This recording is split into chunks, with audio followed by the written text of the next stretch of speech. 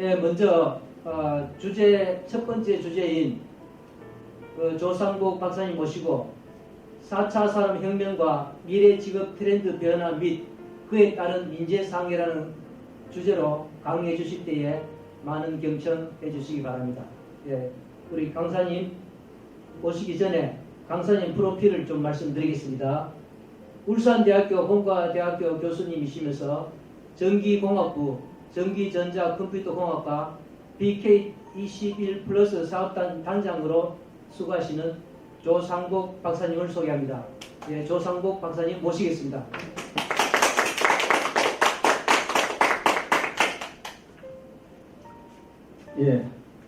안녕하십니까. 방금 소개받은 울산대학교 전기공학부 조상복 교수입니다. 오늘 이렇게 그 4차 산업혁명과 또 직업에 관련돼서 또 미래 인재생과 관련돼서 그 강의를 할 수 있는 기회가 돼서 감사를 드립니다.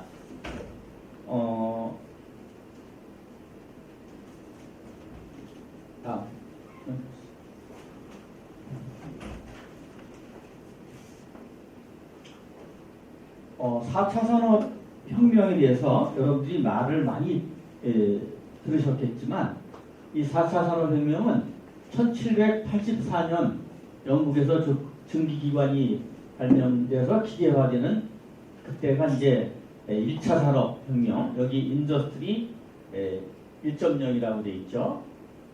그리고 1870년에 그 본격적인 그 대량 생산이 시작된 그때를 우리가 2차 산업혁명, 인더스트리 2.0이라고 얘기를 하고, 그 다음에 1969년에 인터넷과 컴퓨터 또 정보화 사회로 접어드는 3차 산업혁명이 있었고요. 그 다음에 거기에 이어서 이 새로운 기술이 등장함으로써 본격적인 그 제4의 산업혁명, 그 시대를 우리가 4차 산업혁명 시대, 인더스트리 4.0이라고 얘기를 하고 있습니다. 요거를 다른 그림으로 한번 좀 더 보도록 하겠습니다. 그래서 이 4차 산업혁명은 우리가 조금 이따 나오겠지만 AI라든지 또 여러 가지 로봇이라든지 3D 프린팅이라든지 그런 새로운 기술이 3차 산업혁명에 접어들어서 새로운 시대를 열어가는 것을 말하는데, 여기 아까 말씀드린 1차 산업혁명 때는 전기기관 기계화가 이제 핵심이었고요. 2차 산업에는 전기 에너지 기반의 컨베이어 벨트 시스템과 대량 생산 시스템, 3차 산업에서는 컴퓨터와 인터넷 기반의 지식혁명이 되겠고, 4차 산업에서는 이런 그 AI를 비롯한 소프트웨어, 이런 지능과 그 다음에 정보에서는 예전의 정보뿐만 아니라 우리가 ICBM이라고 하는데, I는 인터넷, C는 클라우드 시스템, B는 빅데이터, M은 모바일.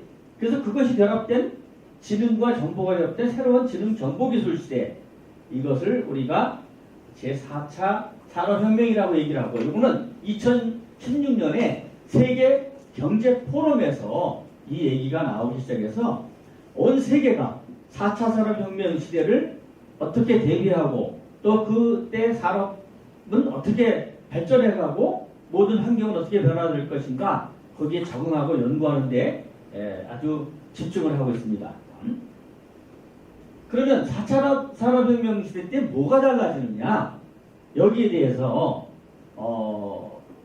약간 간단한 예만 좀 들어보도록 하겠습니다. 여기 첫 번째 들은 예는 스마트 팜, 스마트 농장이죠. 그래서 우리가 어떤 그 온실이나 과수원이나 축사가 있는데 종래의 방법으로 하는 것이 아니라, 우리가 예를 들어서 축사를 예를 들면은 PC나 모바일 통해서 온도나 습도 또 축사의 환경을 다 모니터링하고, 여기에 들어가는 사료나 어떤 그 물이나 이런 공급하는 시기와 망 등을 원격으로 자동으로 조절할 수 있는 그런 시스템이 되겠습니다. 심지어 이것을 우리가 스마트폰으로도 활용해서 이것을 할 수 있게 되겠습니다. 그래서 이렇게 그 온실이나 과수원이나 축사를 그런 식으로 하게 되면은 언제 어디서나 자유자재로 조절하고 관리할 수 있을 뿐만 아니라 효율이 굉장히 능률이 올라가고 또 편리할 수가 있겠죠. 다음.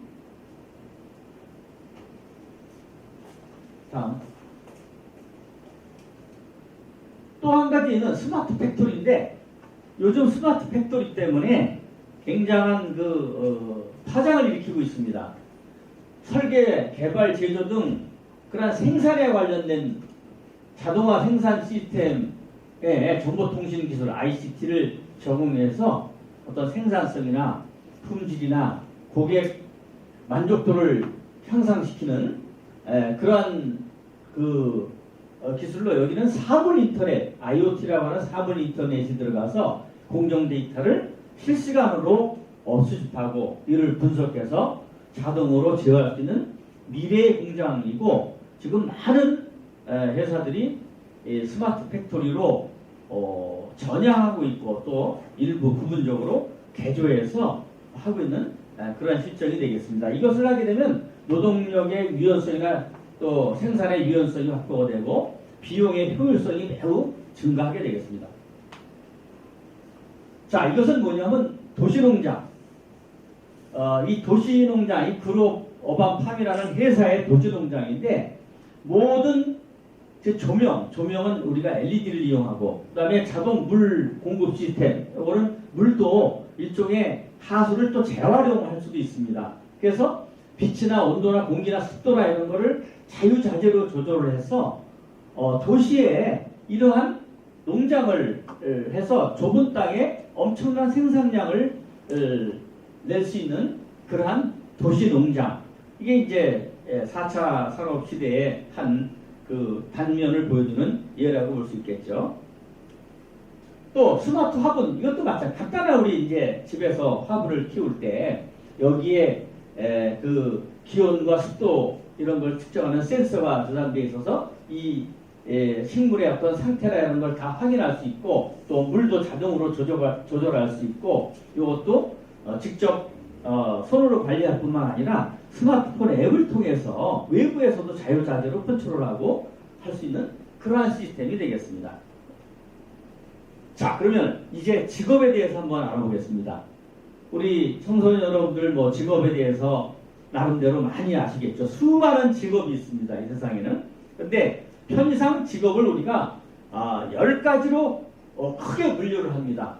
관리자, 전문가 관련 종사자, 사무 종사자, 서비스 종사자, 판매 종사자, 그 다음에 농림업 축산자 종사자, 그 다음에 기능 관련 종사자, 그 다음에 기계 등 조립 종사자, 단순 노무, 그 다음에 군인, 이렇게 크게 10가지로 직업을 우리가 분류할 수 있는데 이 직업에는 1, 2, 3, 4 직능 수준이 이제 요구된다라고 하고 있습니다. 이것이 완전히 고정적인 것은 아닙니다만 일반적으로 그렇다는 얘기죠. 그래서 우리가 4 정도 말하면 이제 이 대학원 이상 이렇게 얘기하고 3 정도 말하면 대학, 꼭 학벌로 얘기할 수 있는 건 아니지만 대충 이제 얘기하자면 그렇다는 얘기죠.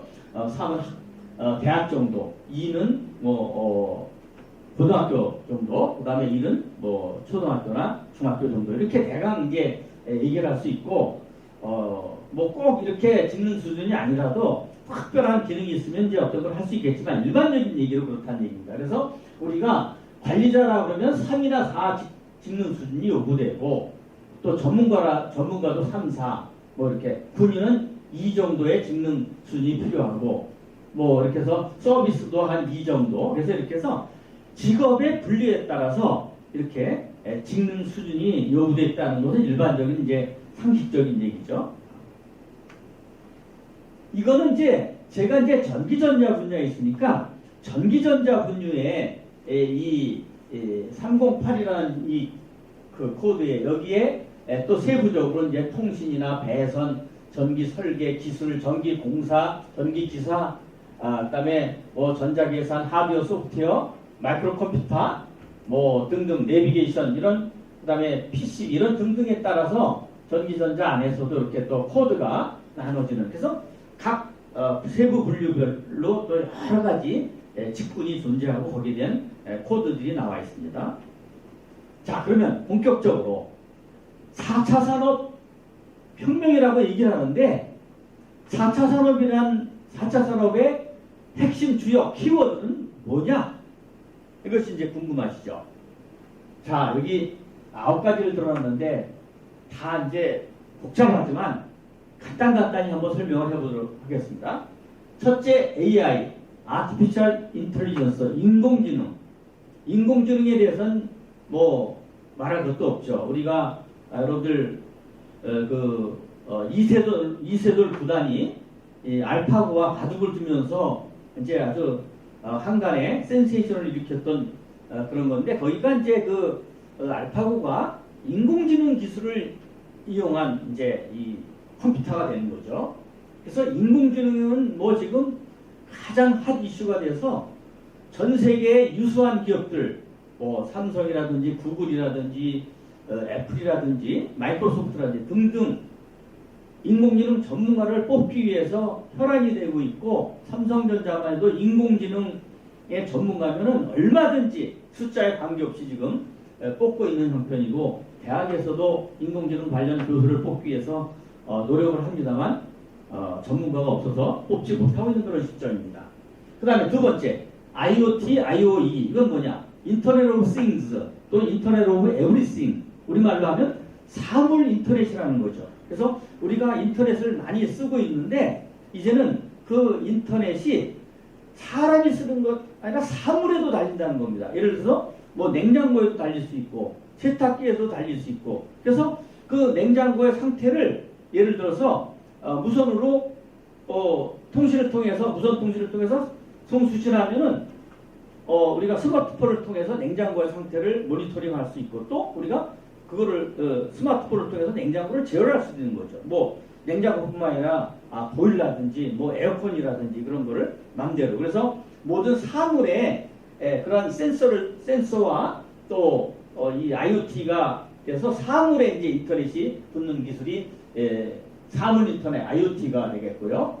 그 다음에 클라우드 컴퓨팅, 빅데이터 이거는 약간 연관성이 있습니다만 클라우드는 이제 구름인데 클라우드 컴퓨팅은 우리가 이제 독자적으로 컴퓨터 하나하나 이렇게 해서 스탠드얼론 식으로 관리하고 처리하던 그런 것들이 이제 서버에 데이터 센터 같은 서버에 구름같이 모여서 한꺼번에 이제 처리가 되는 그런 게 이제 클라우드 컴퓨팅 시스템인데 그거와 또 요즘엔 또 쌍벽을 이루는 엣지 컴퓨팅이라고 해갖고 이제는 또 그 기술과 함께 또 단말기 부분에서 한꺼번에 중앙에서 다 처리하기는 힘드니까 또 부분적으로 이 사이드에서 이 단말에서 처리하는 엣지 컴퓨팅 기술도 같이 이제 이거와 맞물려 있습니다.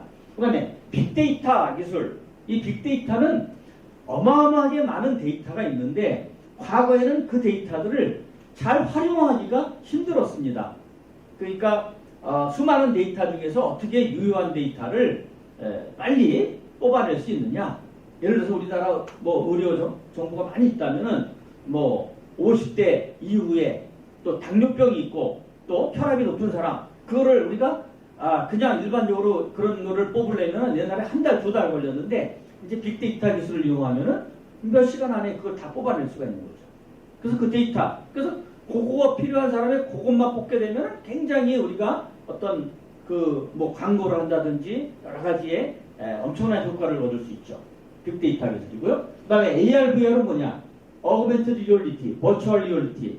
우리말로 하면 증강현실, 또 가상현실 그런 거죠. 그래서 증강현실은 우리 청소년들이 요즘에 좀 유행이 갔습니다만 포켓몬 같은 거 할 때 어떤 지역에 바로 사실적으로 막 해서 포켓몬한 그때 그게 증강현실이 되겠고 가상현실은 뭐 가상현실 우리가 이 구글 안경이나 이런 거 안경 쓰고서 여러 가지 그 아파트 모델하우스를 그냥 가상으로 구경한다든지 뭐 이런 여러 가지 가상현실 기술들이 있죠.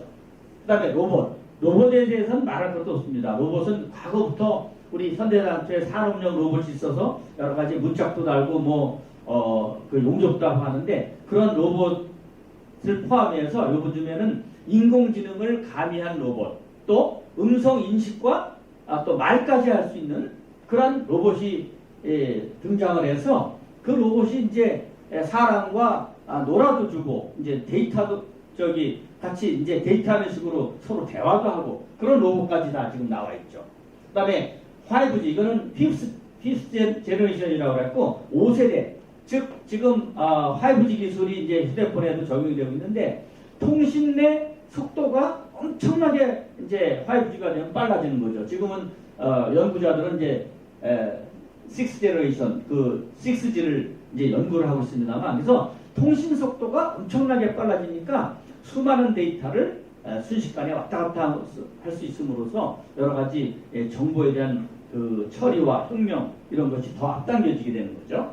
그 다음에 3D 프린팅. 이거는 과거에는 우리가 이제 2D 프린팅 어떤 용지에다가 어떤 것들을 프린트하고 했는데 3D 프린팅 기술은 이제 입체적으로 하는 기술이죠. 뭐 이런 마이크라든지 또 뭐 어떤 이런 그 포인터라든지 이런 거를 그 전에 하나 이제 시제품을 만들려면 금형을 떠서 여러 가지 작업을 거치니까 시간도 많이 오래 걸렸는데 이 3D 프린팅을 이용하면 단번에 3D로 이 시제품을 만들어 볼 수 있으니까 제품을 생산하거나 연구할 때 엄청나게 속도가 이제 빠르게 진행이 될 수가 있는 겁니다. 그리고 3D 프린팅의 재료는 어떤 플라스틱이 될 수도 있고 또 쇠가 될 수도 있고 다양한 재료로 3D 프린팅을 할 수가 있죠. 그 다음에 이 블록체인 기술은 이제 이 암호화된 정보 처리 기술인데 요거의 대표적인 예가 우리가 비트코인 요즘에 이제 계속 그 가상화폐라고 하죠. 가상화폐를 이제 채굴 한다고 하는데 가상화폐 비트코인이나 이더리움이나 여러 가지 가상화폐가 있는데 그런 것들이 다 블록체인 기술을 이용하는 거고요. 그 다음에 핀테크 이거는 파이낸스 플러스 테크놀로지에서 요즘에 핀테크 이제 은행의 정보통신 기술을 해서 은행의 금융을 하는 거죠. 그래서 우리가 어떤 뭐 토스라든지 요즘에 카카오뱅크를 비롯해서 또 여러 가지 무슨 우리페이, 뭐 울산페이 등등 그래서 이제는 금융과 이 또 판매 또 여러 가지 그런 것들이 새롭게 이제 변화되는 겁니다. 그래서 세상이 이제 완전히 변하게 되죠. 그런 게 핀테크 기술이고 그다음에 언택트 기술은 요즘에 코로나19 때문에 우리가 대면하지 않고 할 수 있는 여러 가지 기술들 그래서 우리가 지금도 강의도 온라인 강의를 하고 있고요. 지금 또 대학에서도 지금 온라인 로 지금 강의를 하고 있는데 그런 걸 포함해서 또 요즘에 뭐 여러 가지 화상회의라든지 이제 언택트가 되니까 코로나가 언제까지 갈지 모르지만 언택트가 하나의 새로운 기술이 돼서 모든 사람들의 생활이나 또 이런 패턴을 바꾸게 되는 그런 기술, 언택트 기술이죠. 그 다음에 모빌리티라고 하는데 모빌리티 기술은 우리가 드론이나 자율주행 자동차 지금 자율주행 자동차도 레벨 2, 3에서 자율주행의 정도가 이제 다 다르고 이제 본격적인 완전한 자율주행 자동차 사람이 타지 않는 완전한 자율주행 자동차가 되면은 그건 레벨 4가 되는데 그런 자율주행 자동차 또 그다음에 드론도 요즘에 드론을 활용하는 기술이 많이 되고 드론은 이제 어차피 무선 조종을 하게 되고 또 드론도 자율주행 드론이 있을 수 있습니다. 그래서 그런 것들이 활발하게 이제 나오게 될 뿐만 아니라 이 모빌리티라는 건 뭐냐면 그런 것들을 이용을 해서 전체적인 교통혁명이 새롭게 창출되는 거예요. 그래서 얼마 전에 우리나라에서도 타다라는 사업이 진행되다가 지금 법률적인 여러 가지 문제에 거쳐서 좀 저거됐습니다만 지금 외국이나 이런 데서는 그 자율주행 자동차를 이용하게 되면 앞으로 택시도 자율주행 택시 또 뭐 차도 우리가 어떤 렌트를 할 때 아무데나 빌려서 아무데나 놓고 하게 되면은 이런 교통 시스템이 달라지게 되죠. 또 더 효율적이 될 수도 있고 그런 게 이제 전체적인 모빌리티 기술인데 이런 것들이 4차 산업혁명의 핵심 기술이라고 볼 수 있겠습니다. 다음. 자, 이거는 이제 시간이 없어서 자세히 설명하지는 않겠는데 이 알파고 다음에 이 알파고 B 또 알파고 제로 뭐 이런 것들이 이렇게 나왔는데 이건 뭘 말해주냐면 그 알파고가 나왔을 때는 그 알파고가 이세돌을 이기기 위해서는 그 컴퓨터가 수백 수천 대가 백업을 하고 또 과거에 그 알파고는 과거에 전문적인 바둑 기사들이 그 두었던 기보를 수백 수천 개 연구를 해서 이제 그거를 활용을 해서 바둑을 둡니다만 이제 점점 그래서 그때는 그 컴퓨터 이세돌은 혼자 하고 그 컴퓨터는 수천 대가 하는 게 맞느냐, 사람은 혼자인데 컴퓨터 수천 대가 달라붙어서 이렇게 하는 게 맞느냐, 그런 얘기가 나왔었는데 이제 점점 그 기술이 발전함에 따라서 하드웨어는 좀 적게 쓰고 또 그 다음에 인공지능 기술은 전문 기사들이 수천 수백의 앞에 기보가 없어도 이 인공지능 기술이 발달해서 바둑을 자꾸 두면서 자기가 스스로 이 발전해 나가는 거예요. 지능이. 그래서 그렇게 학습을 많이 안 시켜도 점점 세월이 지나갈수록 그 알파고가 이제 똑똑해지는 거죠. 그래서 지금 그 온라인으로 이 알파고 제로나 이런 거에다가 지금 전문 기사들이 바둑을 두는데 수십만 건을 바둑을 두는데 한 번도 못 이겼어요. 이 컴퓨터를. 그만큼 인공지능 기술이 발달됐다, 이렇게 말씀드리겠습니다. 자, 미래 없어질 직업들에 대해서는 뭐 여기 몇 가지 예를 들어놨습니다만 이거는 뭐 누구도 예측하기 힘듭니다만 앞으로 많은 직업이 없어지고 많은 직업이 창출될 것은 분명하다. 예를 들어서 스포츠 경기, 여기 몇 가지 예를 들어 스포츠 경기 심판. 지금 심판들이 상당히 불안전하죠. 야구를 할 때도 야구가 심판이 스트라이크냐 볼이냐 이거 판정하는데도 또 테니스에서 우리가 어떤 그 공이 떨어지면 거기서 인이냐 아웃이냐, 그래서 테니스 같은 경우는 요즘에 그 영상 처리해서 챌린지를 선수가 신청하면은 영상을 통해서 그걸 판별하고 합니다만, 그래서 축구에도 요즘에 비디오 플레이어가 이제 적용이 되고, 그래서 본격적으로 적용이 되면 이제 심판이 필요 없어지지 않을까, 이런 생각도 좀 들고요. 제조업은 아까 스마트 팩토리를 얘기했습니다만 이제 본격적으로 이 진행이 되게 되면은 이제는 모든 걸 다 기계가 하고 사람은 극히 적어질 것이다. 지금은 울산에 우리가 석유화학산업 같은 장치산업은 실제로 그렇습니다. 거대한 공장에 전부 다 자동화로 돌아가고 그것을 컨트롤하는 사람은 굉장히 극소수가 되는데 앞으로 그런 것이 더 굉장히 활발해질 거니까 많은 사람들의 직업이 이제 사라질 것이다. 이 바텐더, 지금 로봇 바텐더인데요. 이 로봇 바텐더가 이 사람들의 주문을 받아서 이게 이제 어떤 뭐 칵테일이라는 서비스를 하는데 지금까지는 이런 거를 이제 하는 게 있는데 좀 불만족스럽다.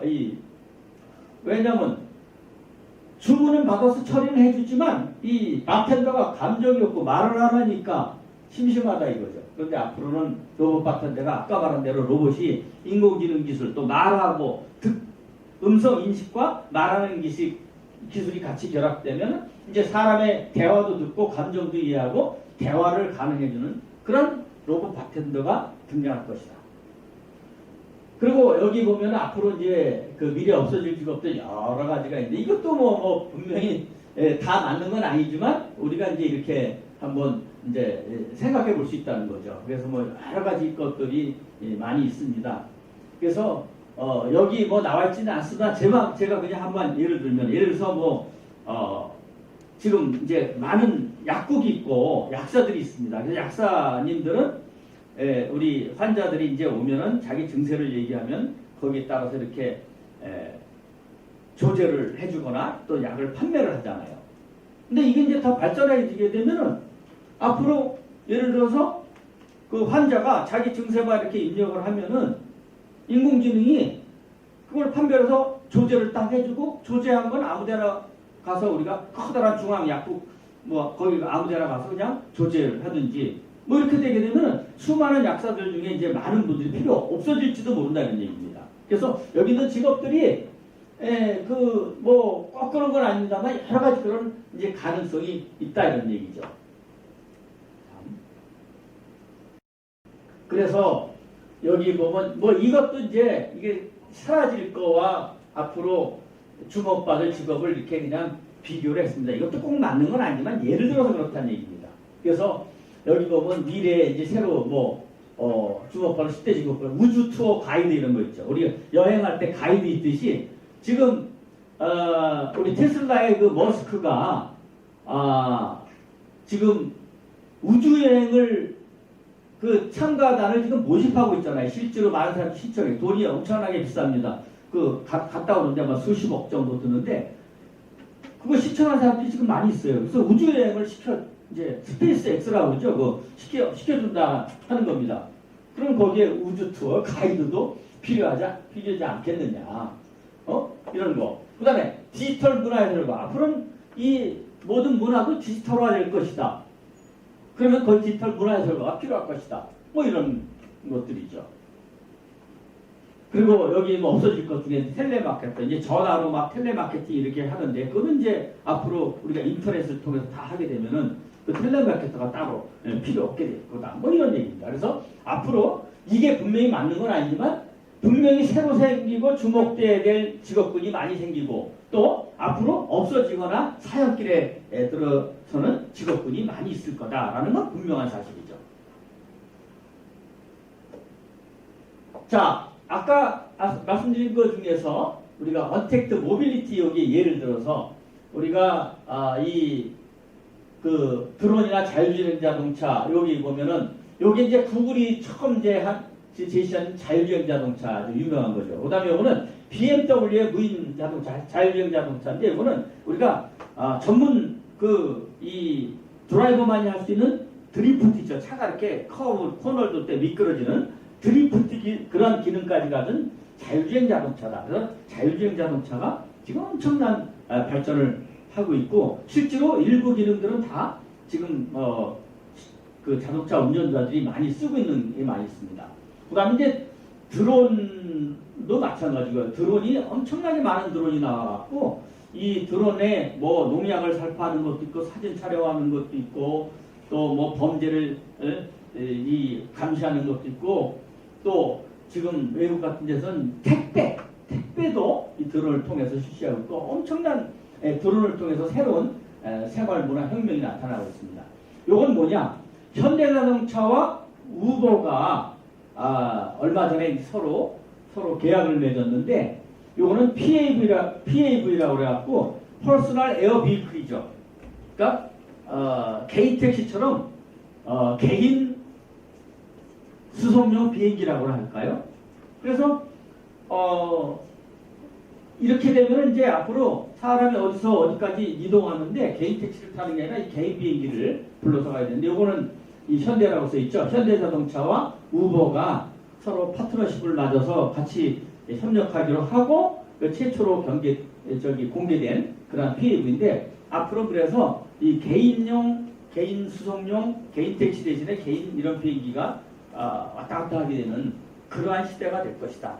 제가 여기 이 우버에 우리나라는 아직 지금 법률적으로 좀 완비가 안 돼서 타다라든지 여러 가지 이런 모빌리티 시스템이 좀 잘 갖춰지지는 않고 있는데 아직은 이제 우리나라도 되겠죠. 제가 1월 달에 스페인에 가서 한 학술대회 때문에 한 일주일간 있었는데 스페인 바르셀로나에는 뭐가 있냐면은 전 세계 우버 대신에 그 지역에는 우버는 없고 캐비파이라는 그 시스템이 있는데 그거는 뭐냐면은 우리가 카카오 택시 뭐 이런 것처럼 택시를 제가 어느 호텔에서 부를 때 그 앱을 통해서 내가 어디까지 갈 거다라고 그 캐비파이 택시를 부르잖아요. 그러면 그 캐비파이 택시가 이 앱을 통해서 몇 분 걸린다, 5분 걸린다 그러고 5분 걸리는데 지금 어디까지 오고 있다가 보입니다.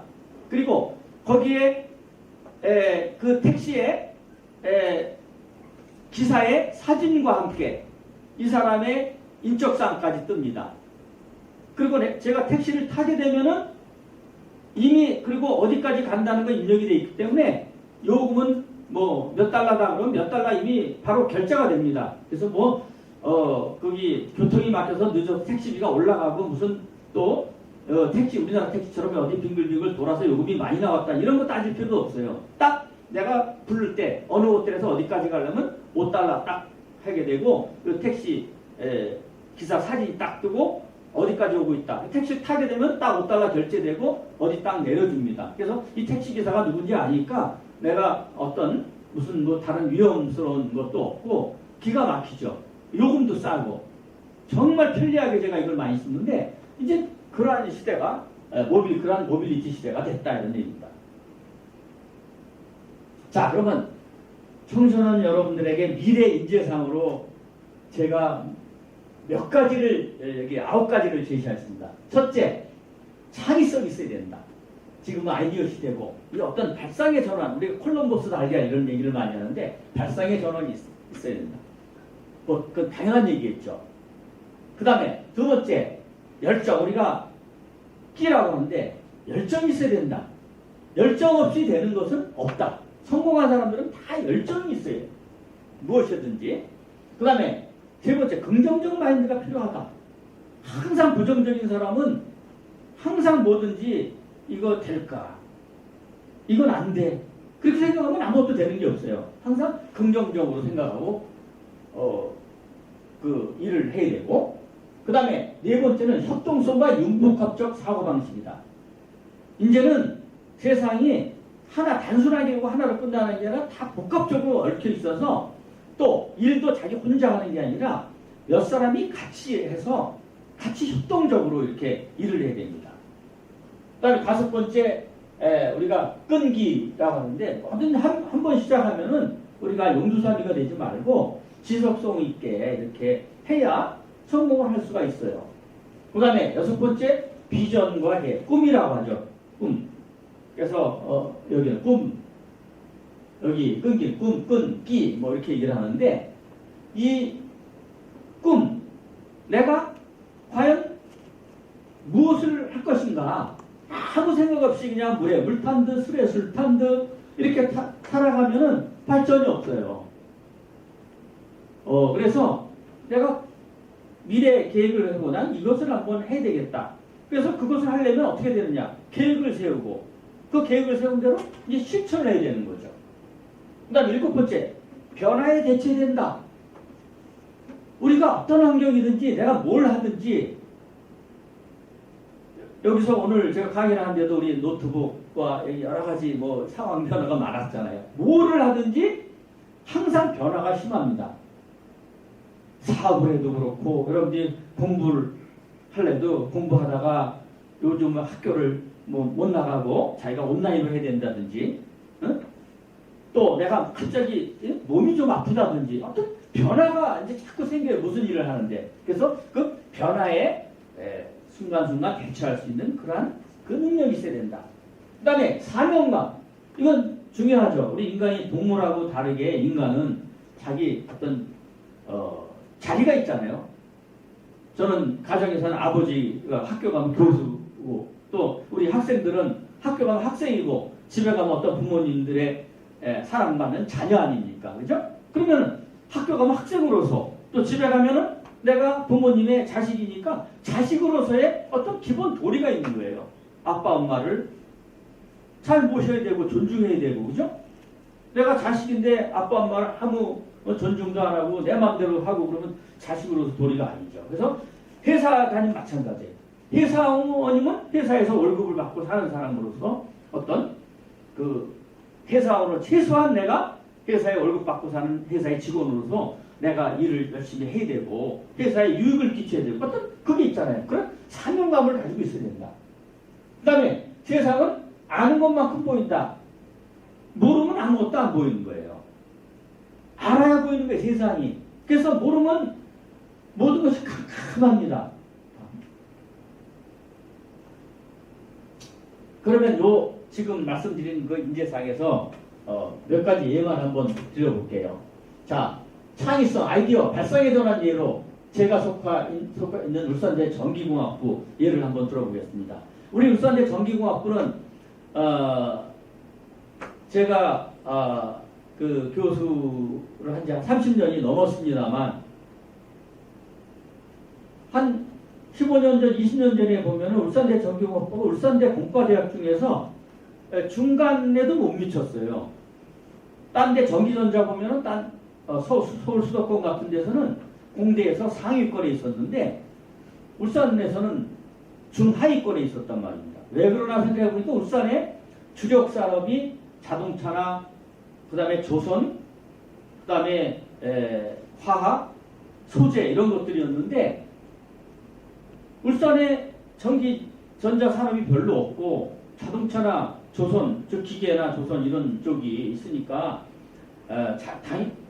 자연스럽게 그냥 울산대 전기전자는 공대에서 이렇게 이제 순위가 쳐져 있었죠. 그런데 제가 이제 처음에 그 학부가 전기전자공학부가 초대 학부장을 맡을 당시에 이제 가만히 생각해 보니까 한번 아이디어를 한번 낸 거예요. 뭐냐? 우리 울산대 전기전자 학부가 울산에서 활발하게 잘 살아가려면은 울산의 주력 산업하고 관계가 없는 게 아니라 울산의 주력 산업인 자동차나 조선에 전기전자, ICT, 반도체 컴퓨터, ICT 기술을 접목시키면은 앞으로 자동차도 첨단화되고 또 이 선박도 미래형 첨단 선박으로 나가게 될 텐데 거기에 미리 선제적으로 대처하자. 자동차나 조선의 전기전자 반도체 통신 기술을 적용을 해서 자동차나 조선 산업을 인류화하는 데 기여하자. 이런 아이디어로 시작을 했습니다. 간단한 아이디어 하나죠. 그런데 그 후로 그것이 이제 계기가 되어서 우리 울산대학교 전기전자공학부가 한 15년 동안 그 정부 사업에 한 600억 이상을 땄습니다. 그래서 그 중에 하나 BK 사업, 제가 지금 3단계 BK 사업 단장을 했는데요. 3단계 BK 사업은 7년 동안 한 100억 정도를 정부에서 지원받았고, 이제 이번 9월부터 7년 동안은 4단계 BK 사업을 하는데 한 120억 정도 지원을 이제 받게 됩니다. 그리고 현대중공업에서 지원을 해갖고 인류화 사업을 해서 전기전자가 4년 동안 한 120억 정도를 지원받았어요. 이래서 약 15년 동안 한 600억 이상을 정부 지원을 받아서 지금은 최고의 전기전자가 울산대학교 거의 최고의 학부가 됐고 그 뭐 자타가 공인하는 바인데 그렇게 됐다 이거죠. 그러니까 이것이 이렇게 된 이유가 간단한 아이디어 하나. 전기전자가 울산의 주력 산업과 관계가 없다. 이게 아니고 울산의 주력 산업을 세계화, 첨단화하려면 전기전자 기술을 거기에 접목시켜야 된다. 이런 아이디어 하나죠. 자, 애플의 예를 한번 보겠습니다. 이 애플은 지금 애플의 주식 총액이 1800조입니다. 1800조. 상상을 초월하죠. 삼성전자, 우리나라 최고의 회사 삼성전자 주식이 주식 시가가 이제 변동을 됩니다만 약 390조 정도 되고, 우리나라 코스피에 상장된 790여 개 회사가 1400조. 애플 회사 하나가 우리나라 코스피에 상장된 전체 기업의 주식보다 많습니다. 대단하죠. 정말 대단한 회사입니다. 이 삼성전자 같은 경우는 제품 만드는 게 수천 개, 수만 개 되잖아요. 가전부터 노트북부터 해서. 근데 이 애플에서 만드는 제품은 한정돼 있죠. 애플 아이폰하고 애플 컴퓨터, 애플 노트북, 또 애플 애플 우리 시계하고 종류는 몇 가지 안 돼요. 제품에서 수십 가지밖에 안 됩니다. 근데 지금 주식 시가총액 애플이 어떻게 이렇게 컸느냐? 애플이 이렇게 세계적인 회사가 된 것은 애플의 그 디자인을 정말 강조해야 되겠다. 그래서 애플 디자인 아주 멋있습니다. 젊은 사람들이 엄청 좋아해요. 그래서 그 디자인하고 또 하나는 뭐냐면 그 어플 장터라는 건데, 애플이 이제 이거를 많이 활용해서 이제 이렇게 크게 됐는데, 예전에는 우리가 어떤 소프트웨어를 살려면 어떤 CD나 소프트웨어 프로그램을 사서 썼죠. 또 어플리케이션, 이 어플리케이션도 이제 사서 써야 되는데, 애플에서는 처음에 어떤 개념을 이용했냐면 이거를 소프트웨어나 이런 걸 직접 파는 것이 아니라 그 장터를 만들어 놓고 애플에서 개발한 소프트웨어는 아니면 다른 사람이 개발한 소프트웨어는 애플 장터에 올려놓고 그거를 수많은 사용자가 다운받아서 쓸 수 있게 만들어 놓은 거예요. 음악도 마찬가지. 음악도 직접 파는 게 아니라 CD를 음악 디스크를 직접 파는 게 아니라 음악을 다 올려놓고 그거를 다운받아서 받아가게 쓰는 거죠. 그 다운받는 사람은 물론 돈을 냅니다만 그 돈을 내는 거는 이제 돈을 내게 되면은 그거는 애플에서 일부 먹고 그다음에 거기에 올려놓은 어플이나 소프트웨어 또는 음악을 만든 사람의 저작권으로 나가게 되고 그렇게 하게 되면은 수많은 사람들이 수많은 소프트웨어를 쉽고 싸게 사용할 수 있게 된 거죠. 이런 개념을 통해서 애플이 처음에 스티브 잡스가 창업하고 거의 망했었어요. 그래서 스티브 잡스는 쫓겨났었습니다. 쫓겨났다가 나중에 이제 다시 들어갔는데 이 디자인과 이런 개념을 통해서 애플이 이렇게 세계 최고의 회사가 됐다. 그러니까 아이디어가 얼마나 중요하냐. 그걸 우리가 알 수가 있는 거죠. 자, 아는 것만큼 보인다. 우리 옛날에 노래가 있죠. 이 개수나무 한 나무 토끼 한 마리. 그래서 옛날에는 모르니까 이 달나라에 진짜 토끼가 있는 줄 알았지만 우리 69년에 암스트롱이 달에 가보니까 달은 사람이 안 사는 먼지만 풀풀 나는 거잖아요. 모르면 안 보이는 거예요. 자, 이거는 얼마 전에 제가 울산대학교 앞에서 어떤 가게를 한번 촬영했는데 돈 내고 돈 먹게. 여러분 이 앞에 돈은 무슨 돈입니까? 이거는 머니 돈이고 이 돈은 뭡니까? 돼지, 피그, 돼지. 돈 내고 돈 먹기. 그런데 이거를 우리가 이 돼지 돈자 이거를 모르는 사람이 있다 만약에 그러면 돈 내고 돈 먹기가 무슨 말인지 모르죠. 돼지 돈인지 모르니까 이 돼지 돈이라는 걸 아니까 이게 이제 돈 내고 돈 먹기가 뭔지 보이는 아는 거예요. 그래서 신문을 읽어도 모르게 되면은 크게 일부분만 알고 뒤에 내용은 모르는 거죠. 그래서 세상은 아는 것만큼 보인다. 그래서 우리가 자꾸 이제 지식을 습득하기에 애써야 된다 이런 얘기죠. 자, 아까 우리 말한 중에 끈기와 열정의 예를 하나 들어볼게요. 여러분들 KFC 잘 아시죠? 저도 자주 가서 뭐 켄터키 프라이드 치킨 자주 먹습니다만 여기에 창업자가 이 커넬 샌더슨이라는 이 할아버지인데 이 할아버지가 이 KFC를 언제 창설했느냐? 62살에 62살에 이 양반이 62살까지 제대로 뭘 하는 게 없어갖고 자기가 닭고기 요리를 잘하니까 조리법 레시피를 가지고 많은 자기를 사업을 후원해줄 그 사람들을 찾아다녔는데 1008번이나 거절을 당했어요. 1008번. 저 같으면 한 1008번 아니라 한 18번 거절당했으면 포기하겠어요. 근데 이분은 1008번을 거절을 당했는데 그 후에 이 피터 하먼이라는 사업가를 만나서 드디어 사업 자금을 받아갖고 KFC를 창업하고 그래서 성공을 하기 시작해서 전 세계에 지금 이제 이렇게 커지게 된 거죠. 그리고 이 켄터키 프라이드 치킨은 이 커넬 샌더슨의 별명이 켄터키 대령이라는 이 별명이 그렇기 때문에 이 사람 그 별명을 따서 켄터키 프라이드 치킨 KFC가 된 겁니다. 그러니까 우리가 끈기가 있어야 돼요. 끈기와 열정이 있어야 성공할 수 있습니다. 다음. 자, 그러면 미래에 무엇을 준비할 것인가? 여러분들이 이 얘기 보면 아이고 우리 부모님들이 하는 얘기 또 하네. 이렇게 얘기할 수도 있겠습니다만 기본적인 거는 하고 공부를 열심히 해야 돼요. 공부를 안 하면 아는 게 없어. 학교를 다녀도 공부를 자기가 해야 되고 대학생들도 마찬가지입니다. 대학생들 취업을 하려면 제일 중요한 게 학점이 좋아야 돼요. 4.5 만점이 얼마냐. 그래서 회사는 일단 4.5 만점에 3.8 이상 되면 3.8 이상이 안 되면 아예 지원할 자격조차가 없어요. 또 어떤 회사는 3.5. 이렇게 정해져 있습니다. 그래서 일단 하고 열심히 해야 되는 중요하고요. 그 다음에 영어는 만국 공용어로 영어는 중요한 건 말할 것도 없죠. 앞으로 한 30년쯤 가면은 이제 동시통역기가 완전히 일상화되면은 필요 없을지도 몰라요. 그러나 그때까지는 그게 몇십 년이 될지 모르지만 20년, 30년 그때까지는 영어가 필요하다. 그 다음에 특기, 한 가지 특기를 갖고 있으면 좋습니다. 대학생들도 우리가 졸업할 때 자기가 한 가지 어떤 특기에서 전기전자 중에서도 나는 그 마이크로 로봇, 마이크로 마우스라고 그러죠? 이렇게 이제 지형기구를 찾는 그거 전문가다. 아니면 나는 이 어떤 이 프로그래밍 전문가다. 뭐 그래서 하나의 특기를 키우면 좋습니다. 그 다음에 우리가 책 읽기. 중고등학교 우리가 입시 준비 때문에 책 읽기를 많이 하기 힘듭니다만 그래도 책을 통해서 간접 경험을 익히는 게 중요하다.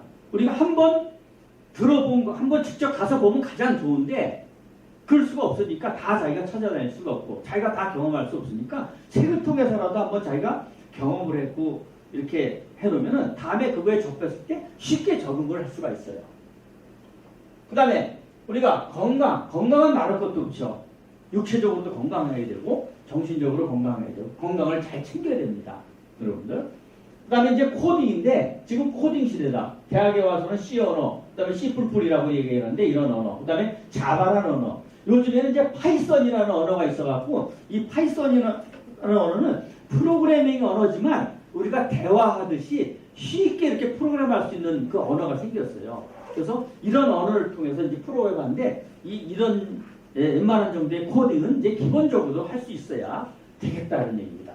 그 다음에 어떤 정보를 변화에 잘 대처하려면 정보를 잘 접해야 되는데 정보는 우리가 인터넷을 통해서 찾을 수도 있고 또 어떤 세미나 가서 여러분들 오늘 세미나에 이제 여기에 와서 직접 들으면 좋겠습니다. 그 세미나를 통해서 정보를 들을 수도 있고요. 그 다음에 전시회는 국내 전시회도 있고 국제 전시회도 있습니다. 그래서 우리가 그 사회에서 잘 알려진 CES라고 세계 가전 전시회죠. 컨슈머 일렉트로닉스 쇼 하는 세계 가전 쇼가 하면은 라스베가스에서 주로 열리지만 세계 모든 가전 제품, 현재 나와 있는 제품, 또 앞으로 나올 제품 이런 것들을 다 전시하고 그걸 소개해주고 그다음에 설명하고 카탈로그도 얻을 수가 있죠. 요즘엔 세계 가전 전시에 이제 자동차 부품회사, 현대자동차나 모비스 같은 그런 자동차 부품회사도 많이 들어갑니다. 그래서 자기가 자동차에 관심 있다면 자동차 전시회,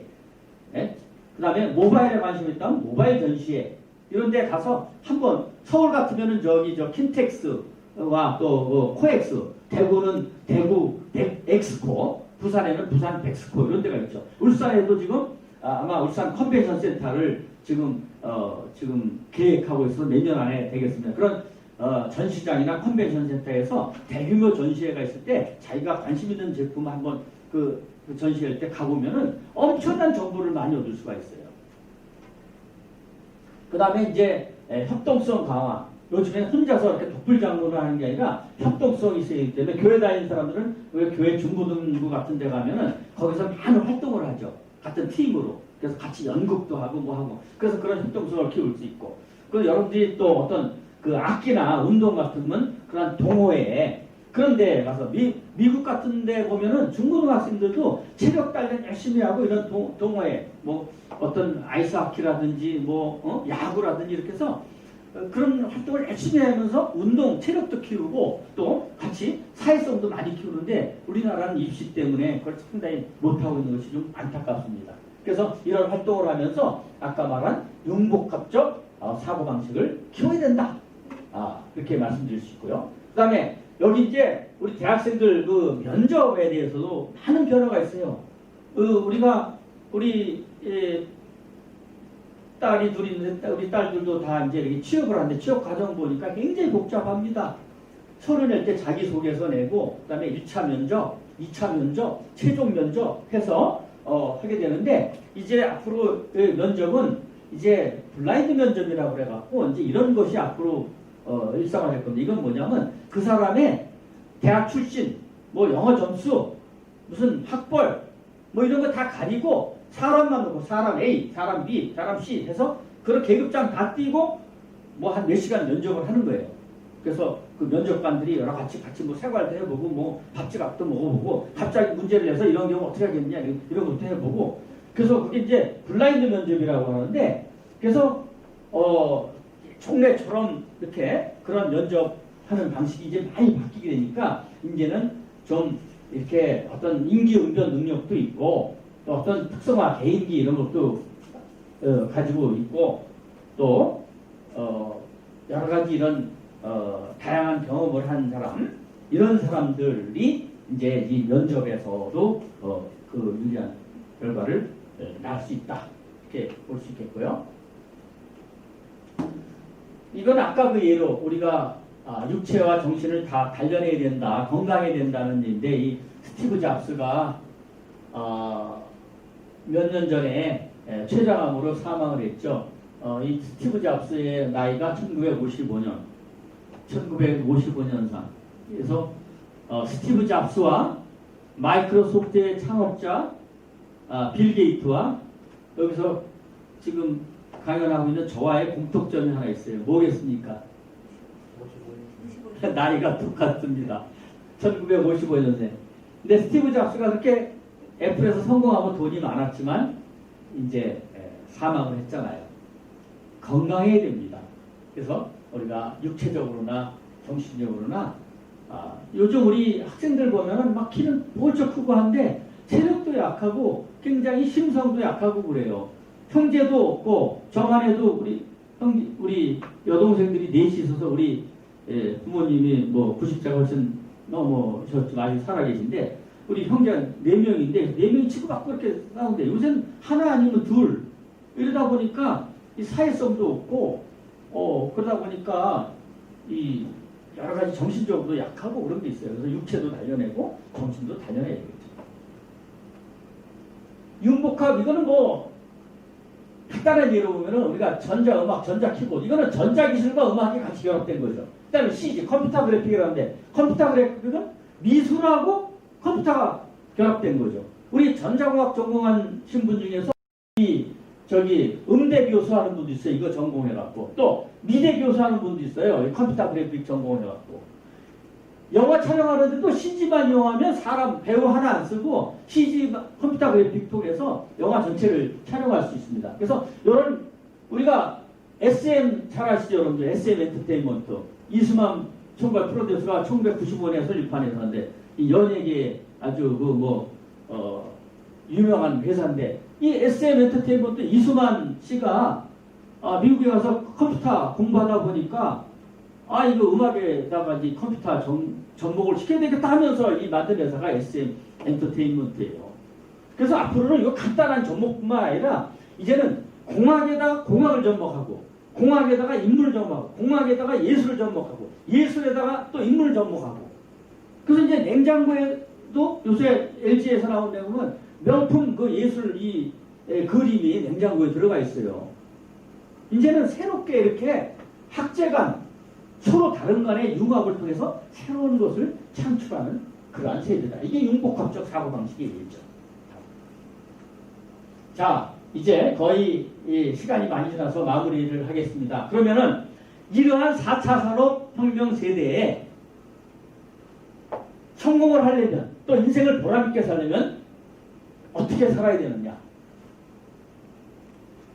8가지를 제시합니다. 이거는 제가 연구도 하고 66년간 인생을 살아가면서 경험했던 거와 같이 접목한 일입니다. 첫째, 마음과정이 좀 중요하다. 이거 제가 만든 공식인데 C는 C1 플러스 C2 플러스 C3 플러스 CN. 이거 뭐냐? 이거 뒷장에서 설명할게요. 이건. 자, 두 번째, 환경은 극복 가능하다. 이것도 뒤에 얘기가 나오는데 이것도 뒤에 설명하겠습니다. 환경이라는 것은 극복 가능하다. 셋째, 위기는 기회고 기회는 위기다. 그러니까 위기가 왔다고 낙심하지 마라. 위기는 기회니까 거기서 열심히 하면 새로운 기회가 생기는 거고 또 기회는 지금 상황이 좋다고 거기서 안심을 팍 놓으면 거기서 또 망하는 일이 되는 거예요. 그러니까 그 기회는 다시 위기를 이제 준비해야 된다는 거죠. 그 다음에 넷째, 특정 분야의 전문가가 되라. 어느 한 분야의 전문가가 되어야 됩니다. 그래서 그 분야에 집중적으로 파다 보면은 전문가가 되게 돼요. 근데 한 군데 집중적으로 팔려면은 재미를 붙여야 됩니다. 그냥 억지로 하는 게 아니라 재미를 붙여야 돼요.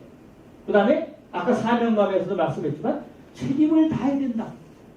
내가 아버지면 아버지로서, 아들이면 아들, 학생이면 학생으로서, 여기 주민센터에 내가 또 주민센터 직원으로서 책임감을 다해야 되는 거예요. 책임감 없는 사람은 유익을 주지 못하고 그 다른 사람한테 피해를 주게 돼 있어요. 자, 여기 6번째는 유익을 줘라. 내가 있음으로써 내가 있는 집단이 손해가 되느냐, 그냥 자기 밥그릇 정도만 하는 똔똔 인테느냐, 아니면 내가 있음으로써 그 단체에 유익을 주느냐. 내가 있음으로써 그 단체에 유익을 주는 사람이 되면 나도 보람만 있고 그 단체가 더 행복하고 더 발전하는 거예요. 그 다음에 회사 업무에 긍지와 보람을 느껴라. 이건 이제 여러분들이 나중에 어디 대학을 간 다음에 또 대학을 졸업한 다음에 회사에 취업하든지 아니면 고등학교 마치고 회사에 취업하면 회사에 취업하면은 어떤 사람들 보면 참 회사에 그냥 매일 출근할 때 끌려가듯이 이렇게 다니는 사람들이 있어요. 오늘 또 회사 가서 뭐 하지 어떻게 하지 이렇게 그냥 무슨 어디 끌려가는 소처럼 그러면은 인생이 재미도 없고 회사도 발전이 없고 자기도 발전이 없는 거예요. 마음가짐을 제가 가서 회사에서 재미를 느끼려면 하는 업무에 조금 공부를 해야 돼요. 인터넷을 자기가 하는 업무에 대해서 인터넷 찾아보서 공부도 하고 책을 또 공부도 하고 아까 자기가 하는 업무에 관련된 전시에 있으면 가보기도 하고 자기가 하는 업무에 관련된 세미나에 있으면 세미나 찾아보기도 하고 인터넷 찾아보고 자꾸 보다 보면 전문가가 되는 거예요. 전문가가 되면 내가 다른 사람을 알려줄 수 있고 또 일이 재밌어요. 그리고 자기 회사에서 나 회사에서 쫓겨날까 나지 않을까 걱정할 필요가 없어요. 자기 나간다고 해도 회사에서 잡아요. 전문가가 되면. 그래서 그렇게 전문가가 되면은 그렇게 전문가가 되기 위해서는 그 하는 일에 긍지와 보람을 느껴야 돼요.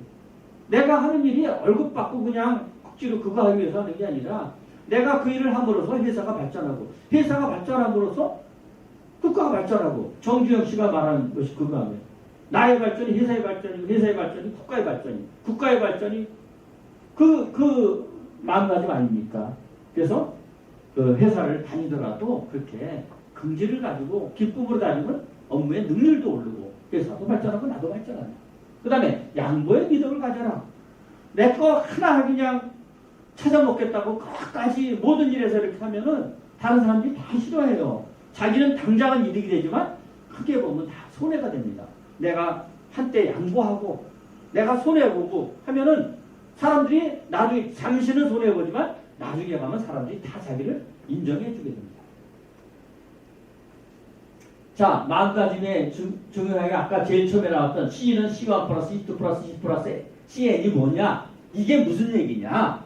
이게 아주 중요한 얘기인데요. 제가 인생을 살아가면서 보다 보니까 세상에는 모든 것을 다 가진 사람은 없다. 여기 C1, C2, C3 이거 다 가진 사람은 없다. 키도 크고 얼굴도 잘생기고 돈도 많고 집안도 좋고 머리도 좋고 다 좋으면 얼마나 좋겠어요. 근데 그걸 다 가진 사람은 아무도 없다.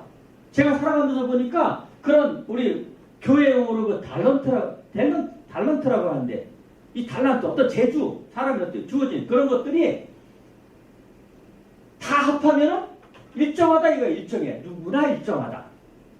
그래서 내가 돈도 많고 머리도 좋고 하다 보면 나는 내게 또 부족한 것이 있어요. 나는 머리도 나쁘고 또 이렇게 빨리지도 못하고 뭐 그러면은 또 자기에게 나는 세밀한 뭐 예술적인 감성이 있다든지 응? 어떤 그 자기 다른 게 가진 게 없다면 잘 찾아보면 자기에게 가진 게 있어요. 그래서 누구나 다 아무것도 못 가진 사람도 없고 누구나 다 가진 사람도 없다. 세상은 분명히 그래요. 여러분들 세상에 많은 사람들이 다 길거리 가면 다 이렇게 웃고 즐겁게 다니고 있지만 다 안에 들어가면 다 어려운 사정들이 다 있는 거예요. 부모와의 관계, 자식과의 관계, 아니 돈이 없어서 또 취업을 못 해가서 무슨 또 집안에 병이 있어서 다 근심과 걱정이 그거 없는 사람이 이 세상에 한 사람도 없는 거예요. 그래서 나는 우리 집은 왜 이렇게 어렵고 힘들까? 그렇게 비탄할 필요도 없고 나는 잘났는데 우리 돈도 많은데 나는 건강한데 그 뽐낼 필요도 없는 거예요. 자기가 그렇게 좋은 게 있으면 부족한 게 또 자기한테 있는 거고 내가 다 그렇게 부족하면 나한테 또 다른 사람이 없는 그런 좋은 것들이 있는 거예요. 그걸 찾아서 개발을 하면 되는 거예요. 여기 우리 이건희 회장님 우리나라 산업발전을 위해서 많이 노력하셨습니다. 재산이 10조가 넘으시지만 얼마 전에 해서 이제 아마 지금 활동을 못하고 누워 계신데 그 재산이 10조면은 그 은행에다 놓으면 이자만 하루에 수십억에 이자만 하루에 수십억. 하루에 수십억을 어떻게 씁니까? 이자만 받아 하루에 수십억인데. 근데 그 누워 계시니까 돈이 소용이 없잖아요. 그죠? 미국의 이때 빌 클린턴 대통령은 미국의 대통령, 세계 대통령이 되고 잘 나갔습니다만 그 스캔들로 많은 또 고초를 겪었죠. 이 가다피라는 이 리비아의 옛날 지도자는 40년 동안 독재 정권에서 자기 마음대로 사치스럽게 쓰고 마음대로 나라를 다스렸지만 결국은 이제 피살되고 말았습니다. 그러니까 세상에는 이건 뭐 극단적인 예 몇 가지 드러났습니다만 세상에는 다 가진 사람도 없고 다 못 가진 사람도 없다. 그래서 어떤 환경에 실망할 필요는 없다. 그래서 자기가 부족한 게 많다 그러면 자기가 가진 것을 잘 개발해서 찾아보고 그걸 키워서 하게 되면 성공할 수 있다는 얘기죠. 자, 마지막으로 오늘 강의 마지막으로 환경 극복의 예를 하나 들고 마치도록 하겠습니다. 서울대 이상록 교수라는 분입니다. 이분이 이렇게 건장한 분이었었어요. 근데 대학원생들과 미국의 이 지리 이런 쪽에 전공하는 교수님이기 때문에 미국의 지질 탐사를 갔다가 교통사고가 나갖고 완전히 온몸을 하나도 못 쓰게 됐어요.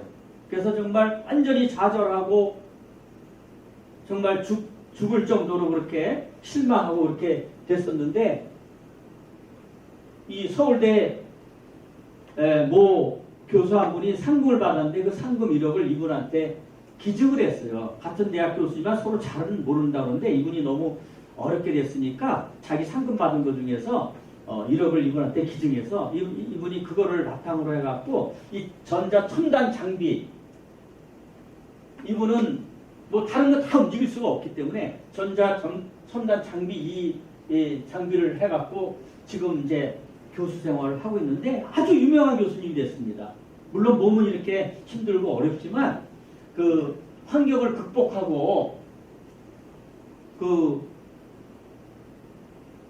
말하자면 이 장애인들의 어떤 첨단 장비를 이용해서 장애인들의 재활 그래서 자기 전공에서도 유명한 분이 됐고 장애인의 첨단 장비를 이용한 재활 분야에도 아주 유명한 분이 됐어요. 그래서 이분이 이런 사고를 안 났으면 좋겠습니다만 이미 사고를 당한 이후에 이렇게 좌절하고 실망했지만 그래도 결국은 이 환경을 극복하고 지금은 사고를 당하기 전보다 더 유명한 교수가 됐다 이런 얘기입니다. 그래서 여러분들이 어떤 환경에 대해서 우리가 환경에 좌절하지 말고 환경은 얼마든지 극복할 수 있다. 그래서 오늘 마무리를 하면은 이제 세계는 4차 산업혁명 시대로 접어들었고 그 4차 산업혁명 시대에 아까 여러 가지 말한 인공지능을 비롯한 여러 가지 것들이 점점 더 발전하면서 이 세상의 생활이나 문화나 어떤 형태가 계속 파라다임이 바뀌어갈 것이다. 그리고 그 바뀌어가는 데에 따라서 직업도 많은 직업이 없어지고 새로 생겨날 것이다. 그래서 여러분들이 그런 걸 준비하기 위해서는 아까 말한 대로 여러 가지 바람직한 인재상의 여러 가지 것들을 차근차근 준비하면 좋겠고 또 마지막에 말한 이 인생을 4차 산업혁명에 대비하기 위해서 또 인생을 보람있게 살기 위해서는 어떻게 해야 되나 한번 오늘 것들을 한번 생각해보고 그렇게 실천하는 여러분들 됐으면 좋겠습니다. 이상으로 세미나 마치도록 하겠습니다. 감사합니다.